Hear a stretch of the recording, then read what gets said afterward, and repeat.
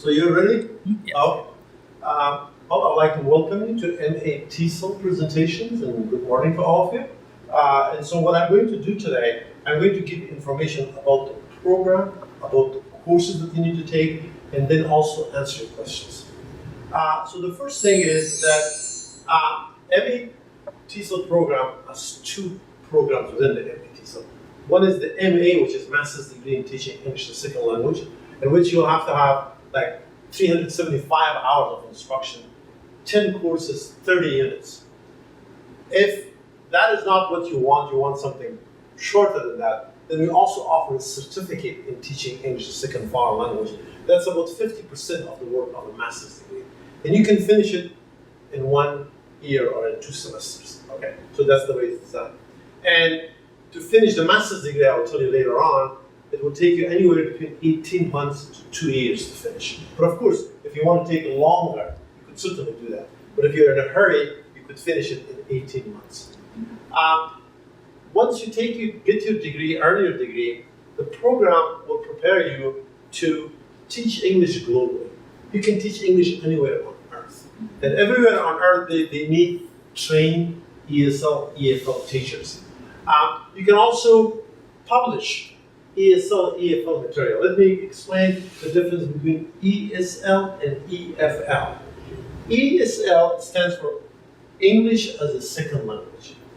And that means when somebody learns English in one of those 5 countries that they speak English natively, like Canada, the United States, United Kingdom, Australia, and New Zealand, that will be an ESL situation. That means that the person who learns ESL, English as a Second Language in this case, will have to be able to understand spoken English, to speak English, read English, and write English. EFL is English as a foreign language. Outside of these 5 countries, if you learn English in Spain or Mexico or Turkey or anywhere on earth, that's called EFL.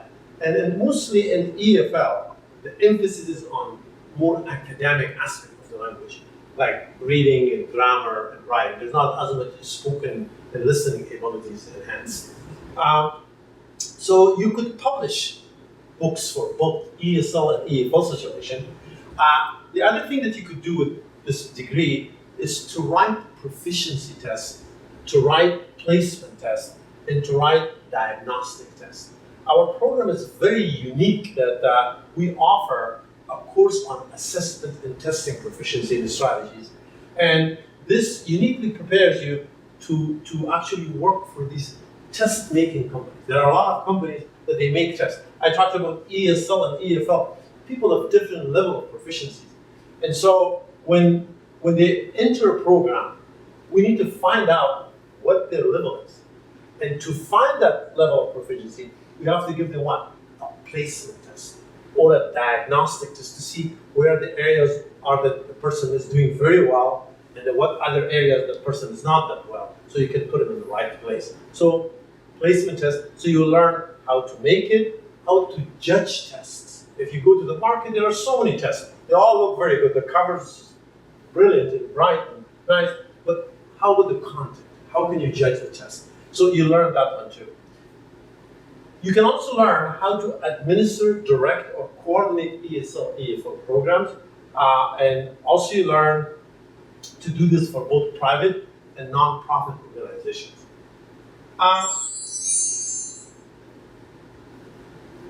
Why do you need to do your TESOL degree at USF? First, there is a global demand for ESL, EFL teachers.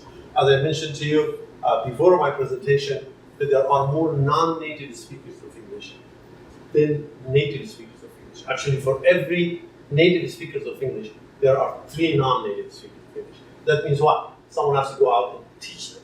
And that's why this program is very much in demand. The other thing you could learn, we also have the educational technology emphasis within our program. If you take that program, then you learn how to teach online.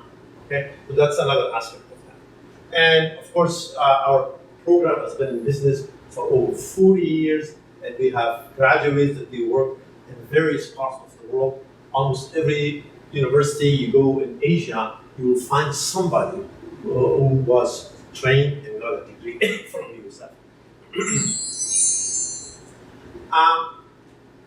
So as I mentioned, with a TESOL master's degree, you can basically work and teach internationally. The other aspect that people need, another area of ESL, is ESL in the workplace.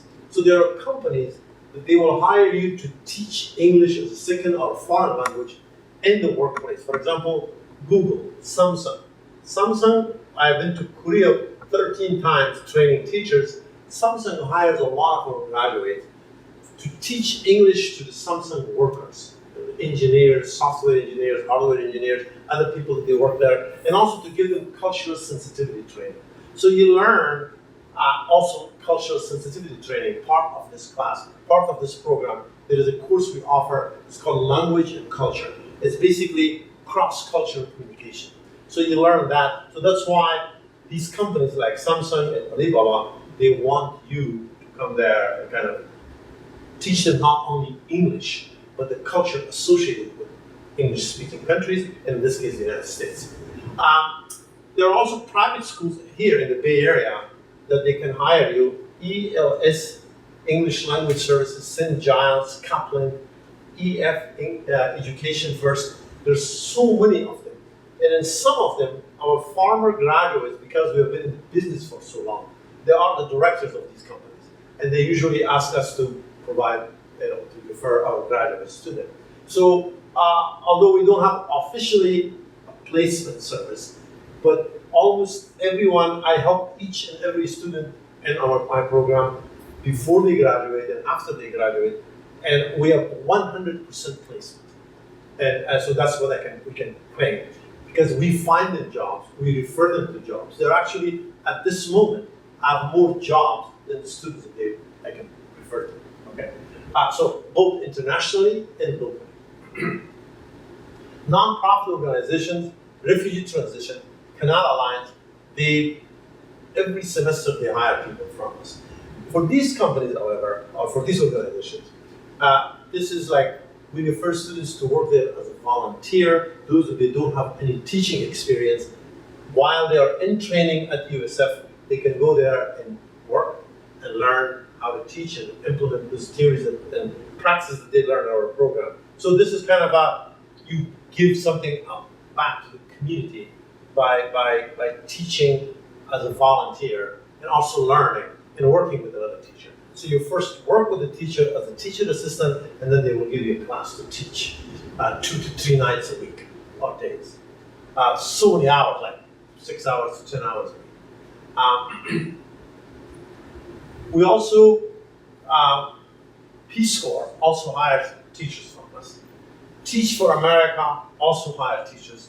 And Fulbright, sometimes they come to our campus and they recruit students from our TESOL program. Actually, just like the second week of this semester, we had a Fulbright recruiter who came and met with the students twice to tell them to come to Fulbright and teach the world, basically. When you teach in Fulbright, you teach the world, okay? And this is an excellent opportunity, and this is because of the reputation established. And also, once you work for Fulbright and it goes on your resume, it really makes your resume very diverse and people want you to work for you, okay? It's a very good thing to put on resume. The main part for people that they want to work in this country is to work in community colleges or junior colleges. There are huge ESL programs in the area, like in the Lane College in Oakland, for example. The ESL program is probably the biggest program in the area. They have 3,000 ESL students, 100 sections. And the next college there next to Oakland is this little city, Alameda. In that small city, as a community college, and that small community college has 1,500 ESL students. Just these two colleges are within 2 miles of one another. So we're serving 4,500 students, ESL only, a total of 150 sections. That means a lot of deployment for our graduates. Of course, private and public universities also have these opportunities for our graduates. Once you find a job or when you're referred to a job to overseas, they usually pay for your airfare, your housing, relocation costs. You could work out with them with a convenient teaching schedule. They also offer you language and culture training. So they give you free classes. Let's say you go to Spain, then they offer you Spanish classes. Speaking of Spain, we have a partnership with the school there in Spain that you can go there and teach English as a foreign language. Other areas, as I mentioned, is publishing, and technology, online education, administration, and private tutoring and pronunciation or language coach is another thing that is very much in demand. There are people that they don't have the time to go to community college or university, or their schedule doesn't allow, or they don't feel comfortable being with 30 other people and someone correct their pronunciation. They hire their own pronunciation coach or pronunciation teacher, and that's another area of employment. Another area of employment for our students is English for specific purposes, ESP. And that means that there are people that they learn English not to be able to understand it, to speak it, to read it and write it and all of that, but they have one specific purpose. For example, this is usually done in mostly these developing countries, and those that they don't have the means to update or upgrade their curriculum now and then. So what they do, instead of updating their curriculum in the native languages of the students, they teach the students English so that they have access to what? The research which is done in the field. Like a medical school, for example, or engineering school, or agricultural school. So students learn English specific to agriculture, specific to engineering, let's say civil engineering, or specific to architecture, or specific to medicine. So we teach them just that. So the purpose of that is what? To enable the students to read a medical book, understand the medical book, but he doesn't need to, or she doesn't need to what? Speak it, or understand spoken English. So that's another area of employment. It's called ESP. Another variation of ESP is VESL, VESL. That means vocational English as a second language. That's for people that they come here, their skills that they have in their countries, they can't use it here because of the limitation in English. So they want to relearn another skill. But to wait to learn English completely, to be able to talk to people, understand everything, it will take them a long time. So what they do is, a quick fix is what? VESL. They learn the language of a specific vocation. And that could be done in a very short time. Okay? Let's say somebody he was a mechanic in his own country, auto mechanic. He comes here. If you wait for this person to learn to read and write and speak English, it will take at least a year and a half to 2. But it takes a 6 months VESL course. And that you will learn some basic conversation, but everything else will be what? About fixing cars. How do you, for example, tune up a car? What are the name of different parts of the car in English? How do you greet the customer? How do you tell? So everything about one thing, auto mechanic. And that's done, that's called VESL. Usually, this is, they hire our students to teach in these programs. These are what we call it, refugee resettlement organizations. These are organizations that they bring immigrants from other countries and they would resettle them over here. In order to make them productive and self-sufficient, they offer VESL classes, not ESL classes. So you have also, when you get your degree, you can teach ESL, you can teach EFL, you can teach ESP, you can teach VESL. I already talked about test preparation. This is a estimate of, it varies, average salary range for our graduates. So if you work in community colleges first year with not a lot of experience, you could get between $70,000 to $87,000 per year with all benefits paid And that, of course, depends on where you work, what city, because cost of living in some cities are less than others. And, so if you work in the South Bay here, for example, it's probably at the higher, this is probably $9,000. But if you work like, I used to work for Alameda, it was the lowest, because the district was in Oakland, and Oakland is not as, cost of living is not as high as that of San Jose. For hourly, it's between $70 to $85 per hour. And usually, people get a part-time job. They call them adjunct professor. You get the job as an adjunct professor, and you will be paid anywhere between $70 to $85 per hour. In one community college, you can work for 10 hours.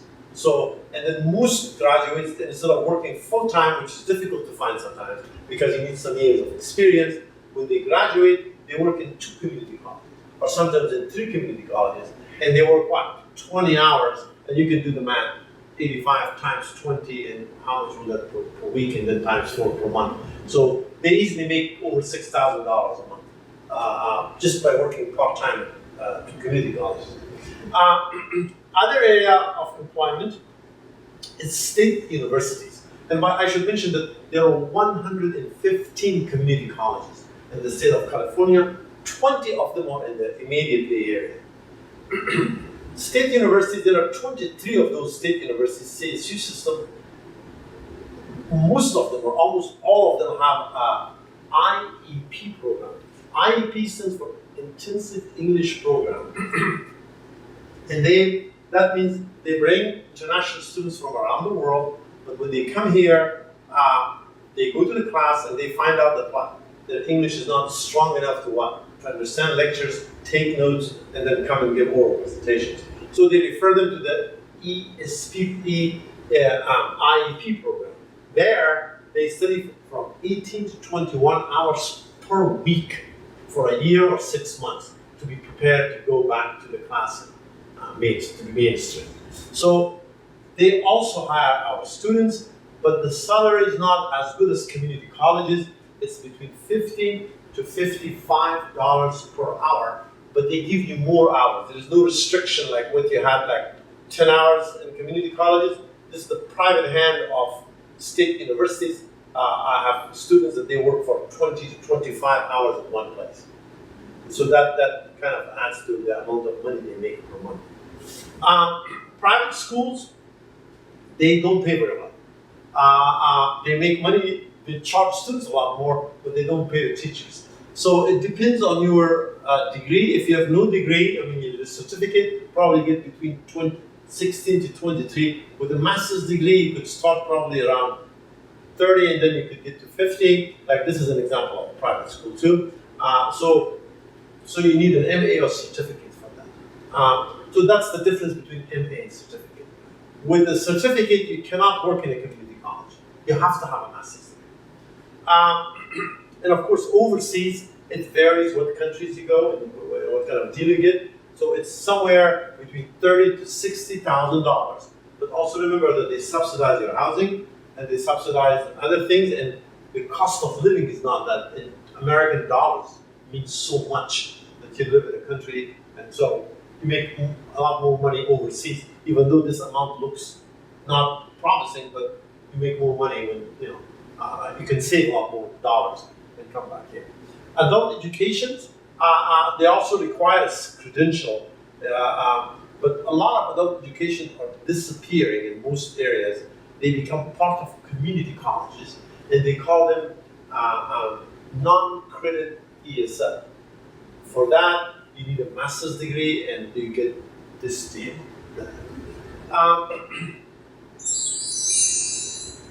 So these institutions are all for volunteers. Students that they don't feel comfortable to go and teach right away, we refer them to these places to go and get some experience while they're in training. So you start here, in the first year of training, I can place you in any of these places and other places to just work and gain some experience. Certificate courses are 5 courses. These are applied linguistics, teaching English to speakers of other languages. This is methodology, assessment and testing, preparation and evaluation, in the structure of American English. In the first class, Applied Linguistics, which is offered in the spring semester every year, you learn theories of language acquisition. How do people learn languages? What are the models of language acquisition? So you learn everything about theories, models, and other issues related to language acquisition. So it's basically theories of second language acquisition, models of second language acquisition. Once you finish this course, you get a clear picture. What does it take to learn a second foreign language? This next class, which is also offered in the spring semester, this is very practical course as far as application in the classroom is concerned. So you learn about every ESL method. There are so many methods of instruction.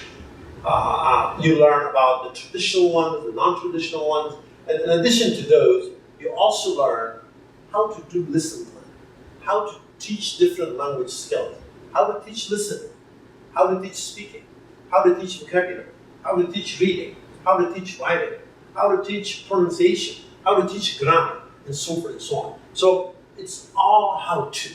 So the way it is done, that you learn the structure of this lesson plan, the skeleton, and then there is a teaching demonstration. And then there is a sample lesson plan. And then you're expected to produce a lesson plan and implement it. And then you will be evaluated based on your how well you do and how well you plan. You will be working with other people. So this is a very practical course. So once you start working, that's what you will be using every day. So when somebody asks you to go and teach pronunciation, you know what to do. There is a lesson plan format, you know what are the ABCs. Assessment and testing, as I mentioned before, here you learn how to make tests, how to make proficiency tests, how to make placement tests, how to make diagnostic tests, and how to test tests. You know, there are all these tests, but they all look very, very promising. They're very promising and very marketable names, but they may not be valid. How do you test validity? How do you test reliability? How do you test practicality? You learn everything about testing in this course. Okay? Not only making it, all the social issues that are involved in testing in this class. Preparation and evaluation of ESL materials. This is another very practical course. You learn how to basically publish. So in the ESL, EFL world, there are three things you do. One, that you need to know your course, and you need to find materials that will meet the objectives of the course. So you need to look for something to adopt. If adopting or adoption doesn't work, you need to adapt. So you adopt something, then change it a little bit. And then none of those works, you need to what? Develop, make material, publish material. So the whole course is about adopt, adapt, and develop. That's where you learn how to publish textbooks, how to create supplementary materials. While in the testing class, you learn how to make tests. In the preparation and evaluation class, you learn how to publish or create materials to meet the needs of the students. The structure of American English is a grammar course, basically. It teaches the students or presents them with the grammar that they need to explain English rules to non-native speakers of English. If you're a native speaker of English, you have this implicit knowledge of English. But if somebody makes a mistake, you know that this sentence is not correct, but you can't explain why it is not correct. This class will help you explain the rules. In other words, we make a distinction in the field between implicit knowledge and explicit knowledge of English. This class, this course, will give you the explicit knowledge of English that enables you to explain English rules, English language rules, to non-native speakers of English in a way that they will understand. That's called the structure of American English. So to get the certificate, you need these 5 courses. If you want to get your master's degree, you need these five courses plus 5 more.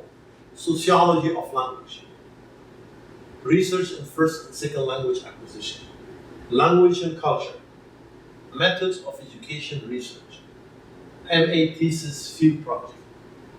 So these are the other 5 courses.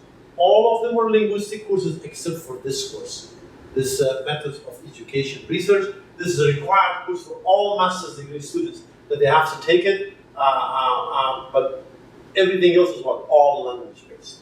But of course, you see that some of these are in red, and that means you have other choices. You could choose those as electives, or you can also take courses from our IME program that you could, if you want to just kind of look at other issues, then you have a choice of taking other courses as electives. But if you want to make it all strong foundation in language, these will give you foundation language, because a lot of our students, after they finish their master's degree, they move on to get their doctorate degree. And if you get your doctorate degree in some sort of linguistics related topics, then the stronger foundation you have in linguistics, the better off you will be.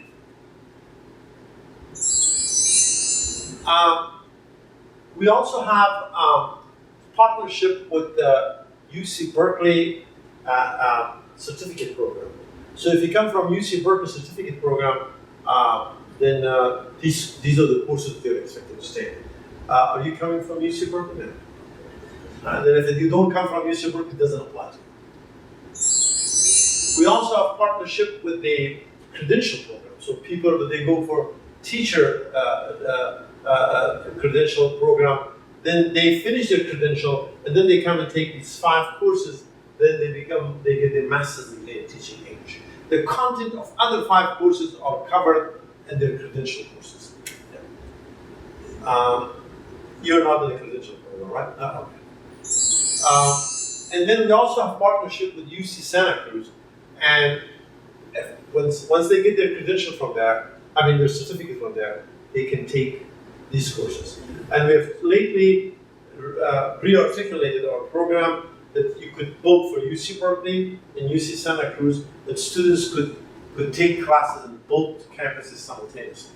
In the past, they had to finish UC Berkeley or UC Santa Cruz program and then come here.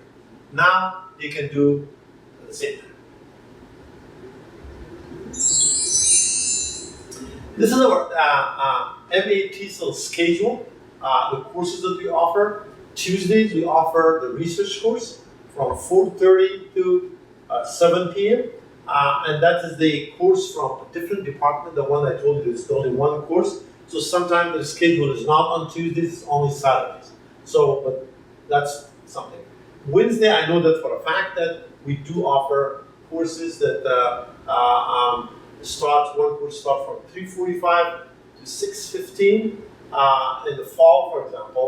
And then there is a dinner break, and the next class starts at 7:20 and it ends at 9:50 p.m. And in the spring semester, we only have one course that starts at 3:45 and ends at 6:15. So those of you that you want to come, so make sure that you have your Wednesdays, you're available to take courses to be here at 3:45. And these are both courses that we teach, basically 3 courses altogether in the fall and spring semesters. They are required courses that you cannot substitute with an elective. In the teaching weekends, we also offer courses. There are courses that are offered on Fridays from 5:30 to 9:45. And then Saturdays, we offer 2 courses, one from 8 a.m. to 12:15, and then there is a lunch break, and then the other one is from 1 to 5:15. And I should mention that the Saturday-Friday program are every other weekend. It's not every weekend. So the teaching weekends are every other one. So in other words, you come twice a month, okay? Not every weekend. So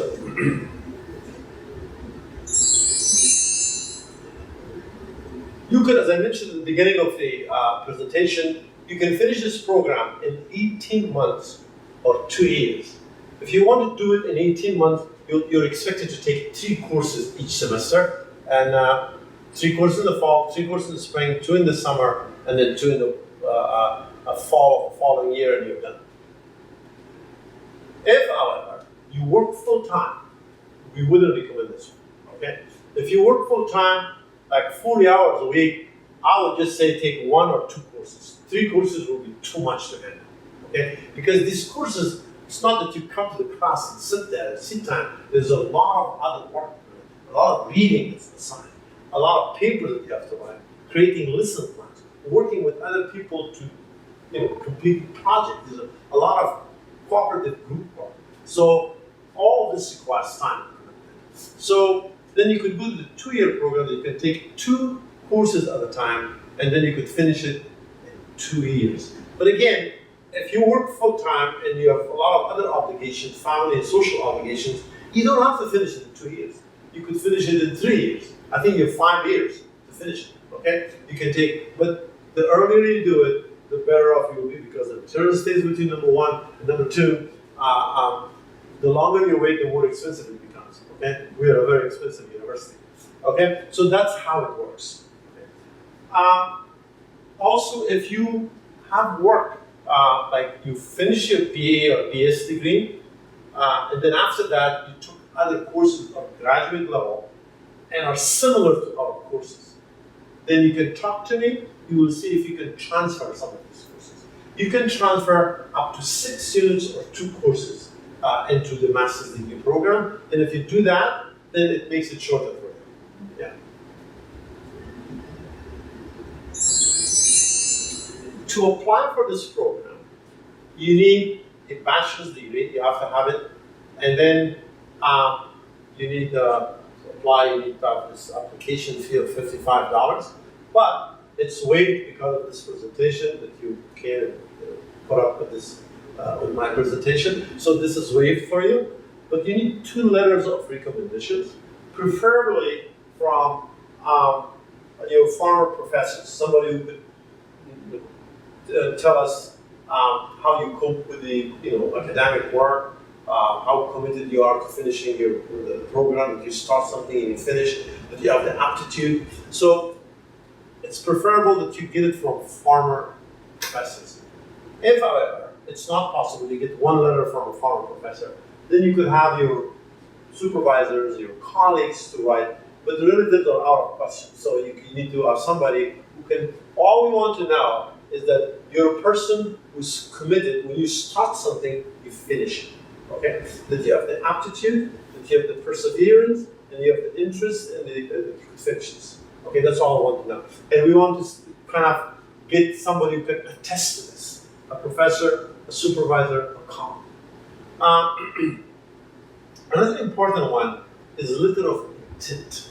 You're expected to write a letter of intent, a page and a half to 2 pages. So what you could do is that you basically say what inspired you to get into this, to get into this field, that you want to get this degree.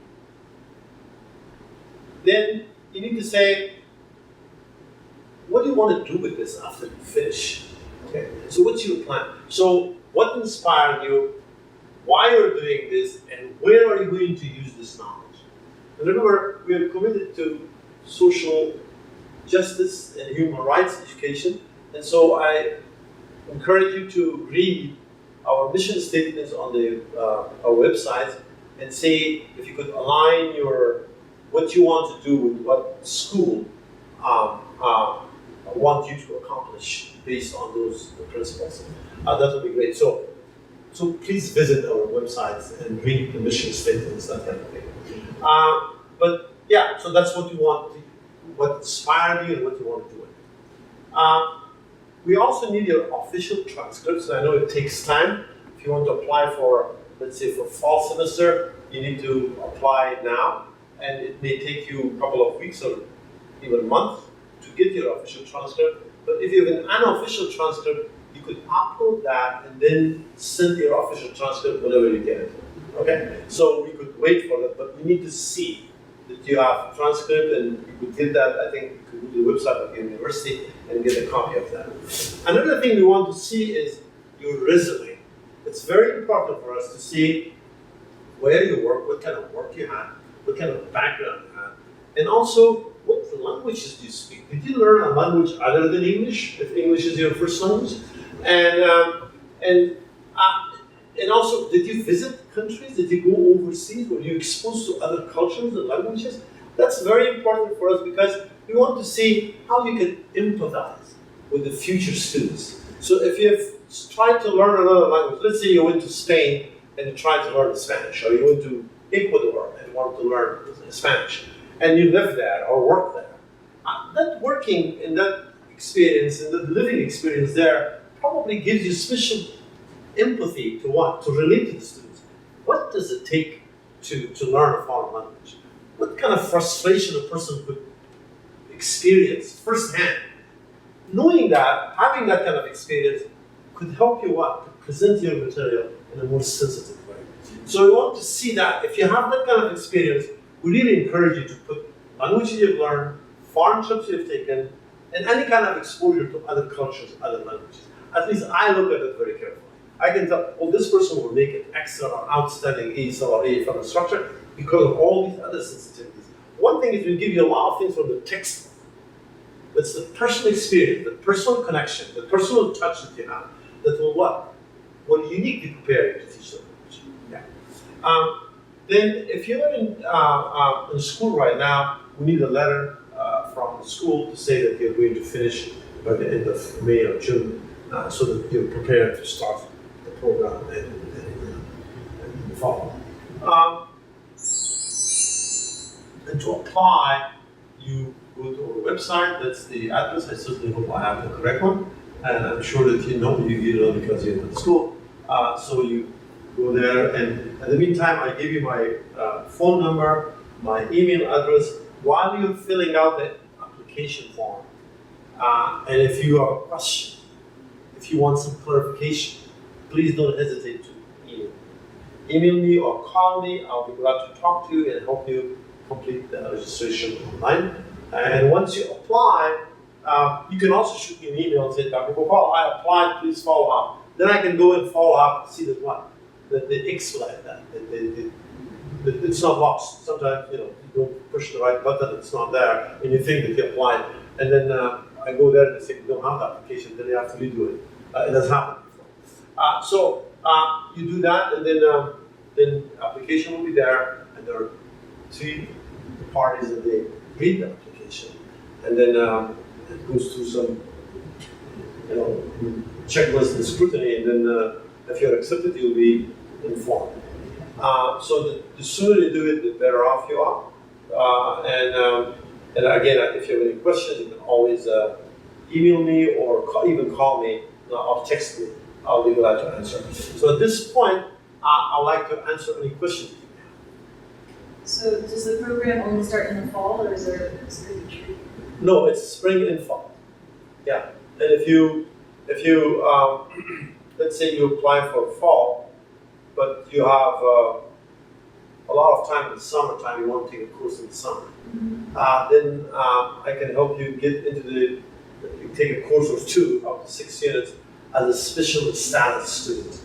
So this way you could shorten the thing. So you can, let's say you're accepted, then you're accepted for the fall, but you can take 2 courses in the summer, up to 2 courses. You don't have to take 2 courses. And then once you start the program, then you move those 2 courses as part of your load, and this way you can shorten.